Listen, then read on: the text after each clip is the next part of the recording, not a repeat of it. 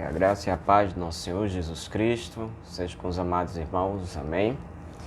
Meus irmãos, graças a Deus, mais uma vez estamos juntos aqui, nessa sexta-feira, o qual comercialmente se comemora o Dia dos Namorados, né? Então, que Deus abençoe todos vocês casados, né? Que já estão casados, que são também namorados, né? Nunca deixam de ser namorados. E também você que está namorando, jovem, né? Que está escolhendo aí seu futuro esposo, sua futura esposa. Rogo a Deus que Deus te ilumine, né? E te dê a graça de edificar um lar, tá certo? E o texto, meus irmãos, que vamos ler nessa noite, ele não tem a ver diretamente com essa data comercial. Na realidade, ele não tem nada a ver, né, com essa data comercial, mas eu resolvi falar acerca desse tema não pelo dia de hoje. Claro que dentro da providência de Deus, ele foi exibido hoje. Esse vídeo era para ser feito na terça-feira passada, mas eu estou ainda em recuperação, né, a minha saúde, e eu agradeço as orações de todos vocês, e eu não podia deixar, né, mesmo em recuperação, não podia deixar de falar com vocês hoje. O tema que eu tenho para falar hoje é acerca da solidão na enfermidade, né?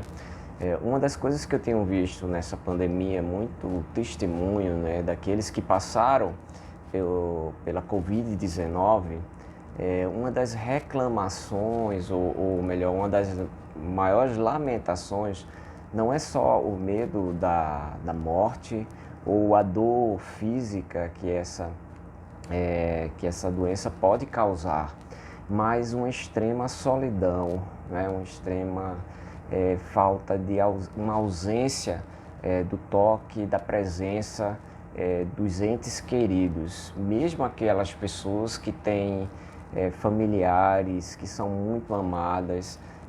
Nesse momento, muitas delas estão nos hospitais com essa sensação de solidão. E eu lembrei aqui nesse vídeo do testemunho de uma senhora que tinha ali seus 90 anos e que estava se sentindo sozinha, né?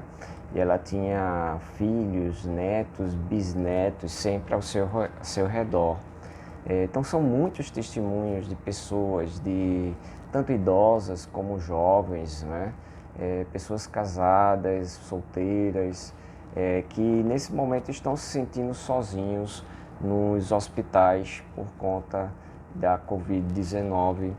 E me chamou a atenção, porque se você prestar atenção, se você não tinha observado isso até agora, a maioria daqueles que passam, se recuperam, falam do medo da morte, do medo de não ver mais os seus entes queridos, mas de uma profunda solidão. E aí eu escolhi o texto o qual falava, né, também já tinha pregado em cima desse texto, quando Jesus cura o enfermo do tanque de Betesda. E da última vez está lá em João, capítulo 5, e vamos ler do verso 1 ao verso 9, né? É o relato dessa cura de Jesus, desse enfermo, né, que há 38 anos possuía essa enfermidade, estava ali no tanque de Betesda, né, porque havia uma crença que um anjo descia e agitava as águas, e ele ali, primeiro que descesse e entrasse naquelas águas, seria curado. E esse homem não podia descer, né? Porque ele era paralítico, ele perdeu o movimento das suas pernas, ele não podia descer ali sem ajuda.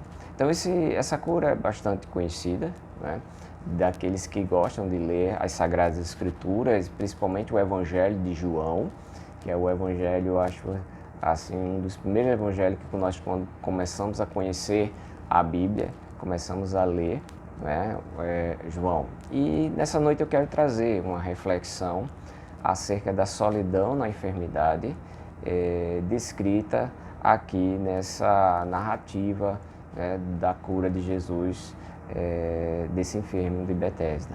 Então vamos orar ao Senhor e logo após estaremos lendo o texto e assim expondo as Sagradas Escrituras. Oremos.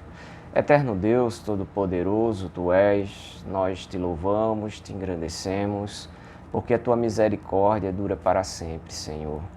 Porque não há limites para o Teu poder, porque o Teu amor, Senhor, é incondicional, imutável e infinito. Bendito seja Teu santo nome. Rogo que Tu nos ajudes, Senhor, através do Teu Espírito Santo, que Tu nos ajude a entender as Sagradas Escrituras e que possamos, Santíssimo Senhor, sair edificados. Ser com todos aqueles que estão a ouvir essa palavra, Senhor. Que Teu nome seja glorificado, que eles consigam compreendê-la, Santíssimo Senhor, e estarem cada dia mais próximo de Ti. Em nome, por amor de Jesus Cristo, eu te peço. Amém. Então, meus irmãos, vamos abrir em João, né? Capítulo 5, verso de 1 a 9. A palavra de Deus nos diz: depois disso havia uma festa entre os judeus e Jesus subiu a Jerusalém. Ora, em Jerusalém, há próximo à porta das ovelhas, um tanque chamado em hebreu Betesda, o qual tem 5 alpendres. Neste jazia grande multidão de enfermos, cegos, mancos e ressecados, esperando o movimento da água. Porquanto um anjo descia em certo tempo ao tanque e agitava a água, e o primeiro que ali descia, depois do movimento da água, sarava de qualquer enfermidade que tivesse. E estava ali um homem que havia 38 anos, se achava enfermo. E Jesus, vendo este deitado e sabendo que estava nesse estado há muito tempo, disse-lhe: Queres ficar são? O enfermo respondeu-lhe: Senhor, não tenho homem algum, quando a água é agitada, me ponha no tanque, mas, enquanto eu vou, desceu outro antes de mim. E Jesus disse-lhe: Levanta-te, toma o teu leito e anda. E logo aquele homem ficou são e tomou o seu leito e andava. E aquele dia era sábado. Como eu havia dito, meus irmãos, o Senhor Jesus Cristo, na sua graça e misericórdia, ao olhar para aquele homem, porque havia ali uma multidão de enfermos que esperava que as águas fossem agitadas do tanque, e o primeiro que entrasse no tanque era curado. Era curado. É isso que a narrativa nos diz.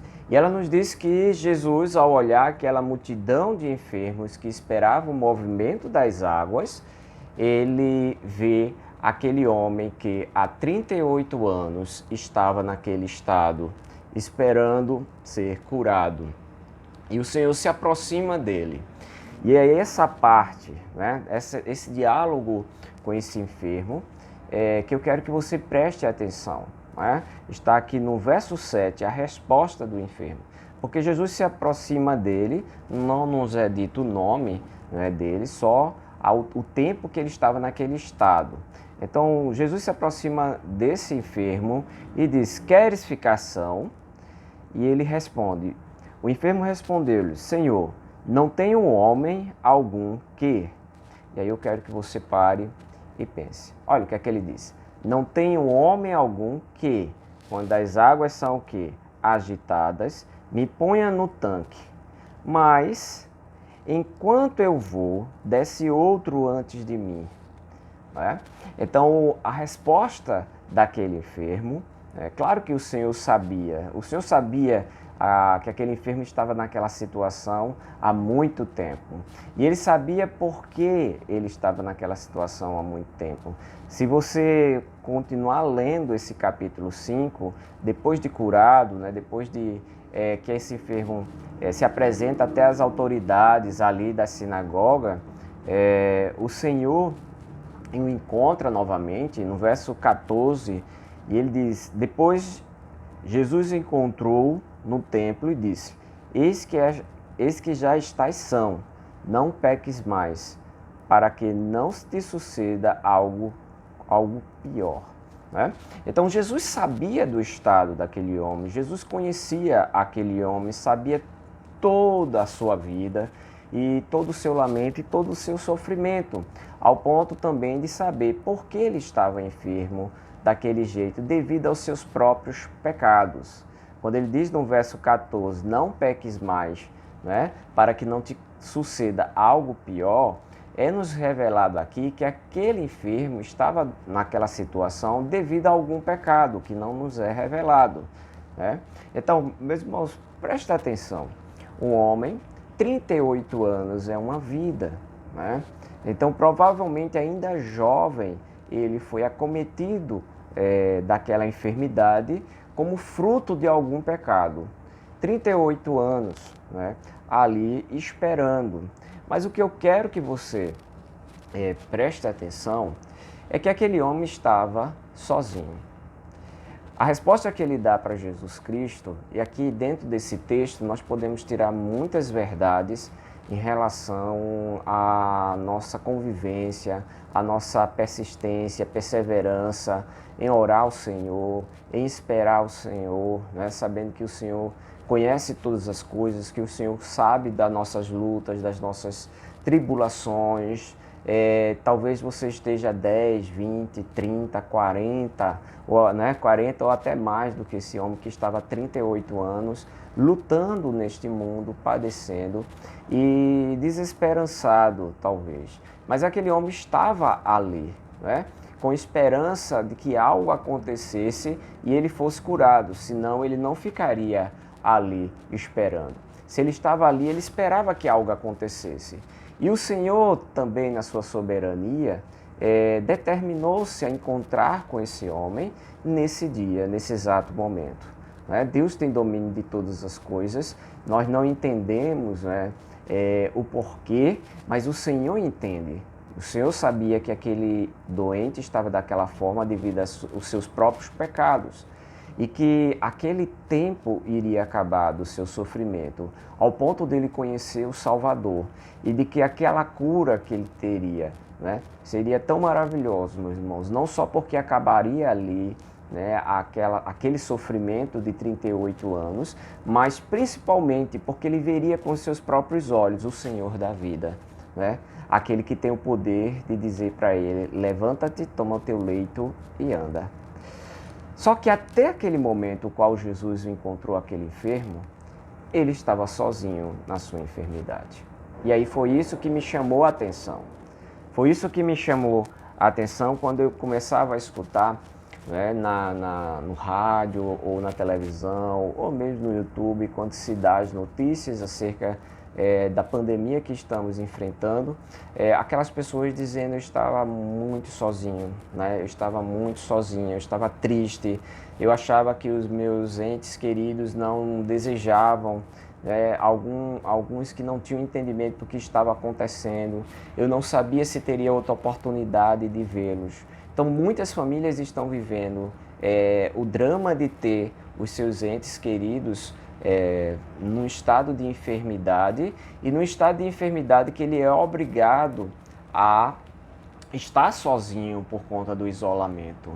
Ele é obrigado a enfrentar tudo aquilo sozinho. Claro que temos médicos, enfermeiros, né, e o pessoal que está ali dentro dos hospitais cuidando. Mas no momento de enfermidade, onde estamos extremamente frágeis, nós carecemos, nós precisamos das pessoas que estão à nossa volta. Eu disse que coincidiu, que não há coincidência, tudo está dentro da providência de Deus, porque tem muita gente que no dia dos namorados se sente só, né? Às vezes começa a se lamentar porque eu não casei, porque eu nunca encontrei alguém. Renda graças ao Senhor se você tem saúde, se você tem amigos, se você tem família, né, que está ao seu redor, pessoas que lhe amam, né? Então não se deixe enganar, hoje é só apenas um dia comercial. Você é estimulado a comprar, né, a ter essa questão desse romantismo, mas o que importa é a vida real. E a vida real, meus irmãos, ela se apresenta num momento, por exemplo, como de enfermidade. Como de enfermidade. Esse homem, 38 anos, sofrendo sozinho. E ele disse ao Senhor, Senhor, eu não tenho ninguém para me levar até o tanque. Eu tenho que sair sozinho e antes que eu chegue ao tanque, né, alguém entra na minha frente e eu não consigo. E ele esperava ali. Então ele não tinha ninguém para enfrentar a sua enfermidade e para ajudá-lo, né, a se curar, né? Ele estava sozinho. Então o que eu quero dizer nessa breve meditação de hoje, meus irmãos? Primeiro, aquele que tem Jesus Cristo nunca está sozinho. Percebam que Jesus dá detalhes. Quando ele olha para a multidão de enfermos, ele identifica aquele homem. Mas ele identifica aquele homem não como chamou a atenção dele a fisionomia. Não, ele olha para aquele homem sabendo que há muito tempo ele estava naquela condição. Jesus conhecia aquele homem. Nós não sabemos o nome dele, mas Jesus sabia.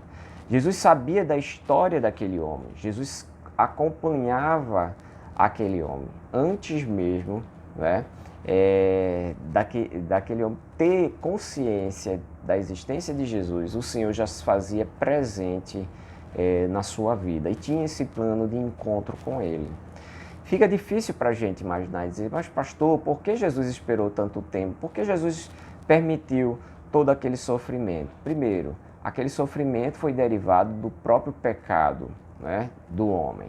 Muitos sofrimentos, né, as nossas enfermidades, aquilo que nós enfrentamos como dificuldade nesse mundo, meus irmãos, teve a sua origem na nossa própria maldade, né?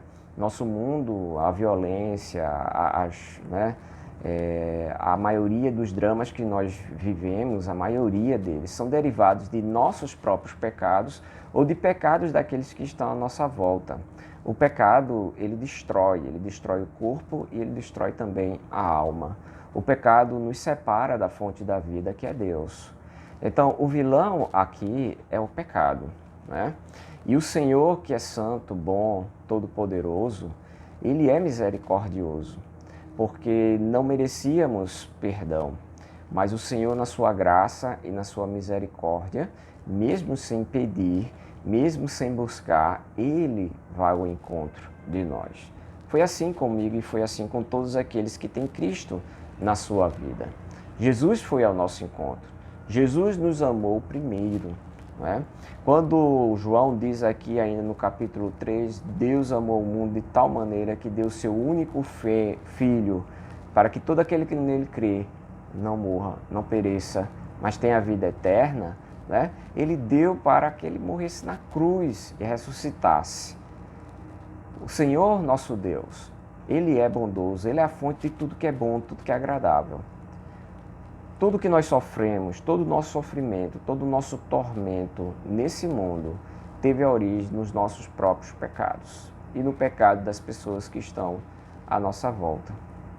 Mas aquele homem, apesar de não ter ninguém com ele, né, naqueles 38 anos, o Senhor tinha combinado de encontrá-lo dentro do seu plano naquele momento e registrou-se o encontro e até hoje nos traz lições, né? Então, meus irmãos, o que eu queria é que, primeiro, você colocasse em sua mente uma coisa que precisamos aprender. Nunca estaremos só. Nunca estamos sozinhos. Por mais que eu não tenha meus parentes, as pessoas que eu amo ao meu redor, eu tenho Deus que está sempre perto de mim. A palavra de Deus diz que o nosso Deus, ele é onipresente.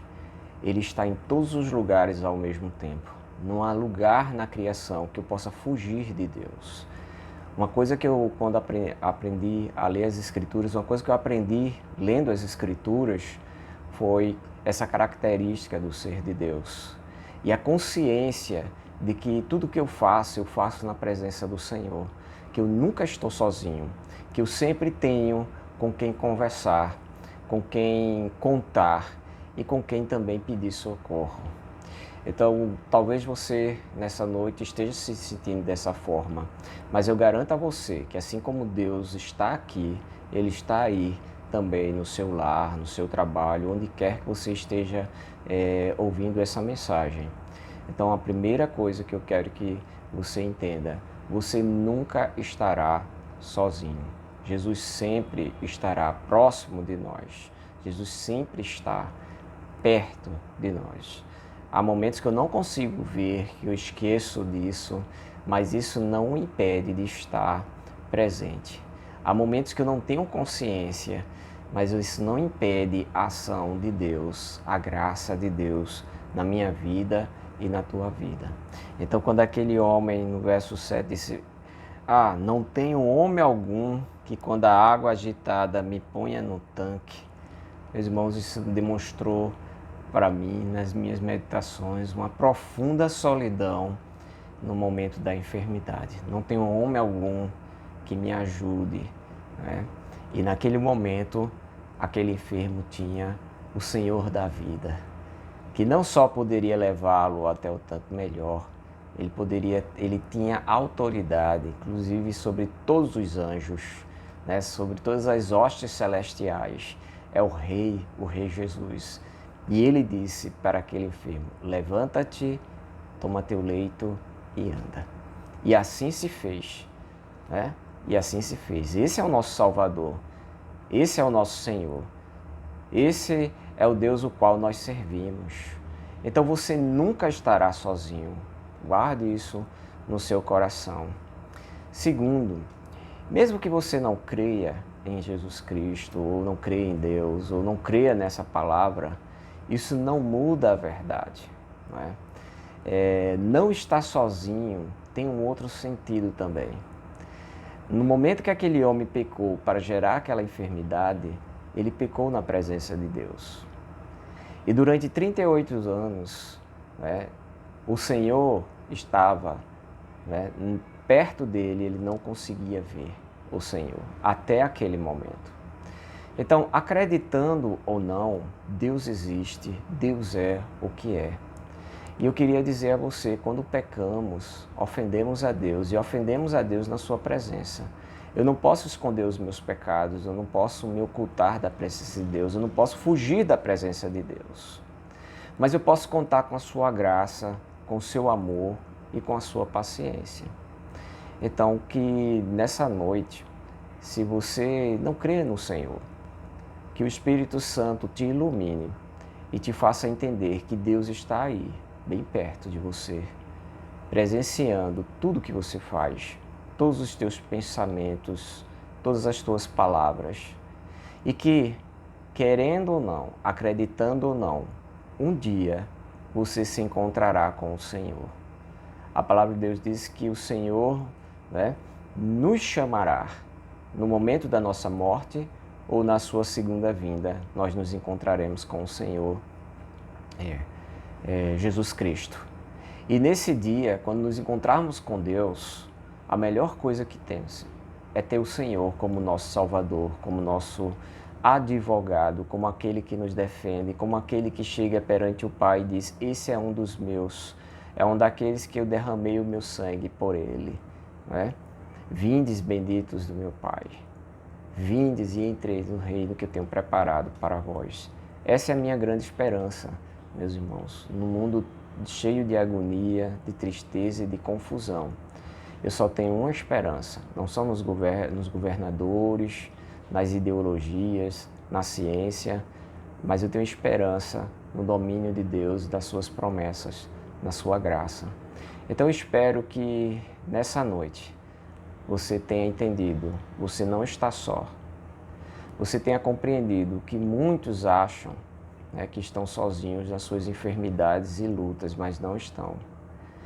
Poucos conseguem enxergar o Senhor Jesus, a mão do Senhor, aliviando, trazendo livramento, derramando graça, tendo paciência com os nossos pecados, sendo benigno e perdoando, restaurando. Então que a graça de Deus seja sobre você, que a graça de Deus seja derramada sobre tua vida e que o Espírito Santo do Senhor te faça compreender, né? E se você está enfermo, se sentindo só, enfermo de corpo, enfermo de espírito, lembre-se, Jesus está aí com você. Você pode fazer né, a oração e falar com Ele. Pede ao Senhor ajuda, roga ao Senhor, e eu sei que Ele te responderá no tempo dEle. Que Deus nos abençoe, meus irmãos. Oremos ao Senhor. Senhor Deus que estás no céu, sabemos que Tu és bom, Tu és benigno, Tu és perfeito, santo, e que Tu derramasse a Tua graça, Senhor, sobre nós. Pai amado, revendo o texto, o qual narra esse momento de Jesus ao encontrar aquele enfermo tanto tempo, Senhor. Texto que nos leva a pensar e a questionar tantas coisas, mas que nessa noite, Senhor, focamos na solidão da enfermidade, quando ninguém pode fazer nada por nós, ou quando não há ninguém que poderia fazer para nos ajudar, mas não existe. Tu estás sempre presente, Senhor. Quando os médicos não podem ajudar, Tu podes, Senhor. Quando não tem ninguém, quando somos abandonados, desprezados, Tu és um Deus de misericórdia, que nunca rejeita um coração arrependido, um coração que clama a Ti. Assim, nesse momento, Senhor, eu coloco a minha vida e a de todos aqueles que estão ouvindo essa mensagem, Senhor, para que, rogando que Tu tenhas misericórdia de nós, Tu que nos conhece pessoalmente. Não preciso dizer, Senhor, eu não sei quem está ouvindo, mas Tu sabes e Tu conheces, porque Tu geraste essa vida no ventre de seus pais. Assim eu coloco em Tuas mãos, abençoa cada família que está ouvindo essa mensagem, abençoa as famílias da nossa igreja, as congregações, Teu povo aqui no Brasil, Senhor, nesse momento de tanta tribulação. Dá luz, entendimento à Tua igreja, Senhor, para que não se envolva aqui em nada que Te desagrade, mas pelo contrário, que sejam sábios, Senhor, e não se deixem enganar pelos falsos pastores, profetas e até governantes, Pai eterno. Que entendam que Tu és o Rei, Tu és o soberano, e dobrando os nossos joelhos, Senhor, em uma ação muito mais eficaz do que aquelas que o mundo acha, Santíssimo Deus, e tem tomado, achando que pela violência, pelo agredir, alcançará alguma coisa, enquanto muitos estão lotando os hospitais, né, e até mesmo, Senhor, na solidão do seu lar. Tens misericórdia, nos livra dessa enfermidade. Continua abençoando a Tua igreja. Ó Pai bendito, eu Te agradeço por poder abrir a Tua palavra e por poder ouvir a Tua voz. Continua nos abençoando em nome de Jesus. Amém. Amém, meus irmãos. Eu quero, assim, encerrando, agradecer a cada um que orou por mim, né? Continue orando para que Deus restaure a nossa saúde e, se Deus quiser, domingo estaremos juntos novamente. Então, que a graça do Senhor Jesus Cristo seja com você e que você continue, né? Ore e haja, tá? Um abração a todos, que Deus te abençoe.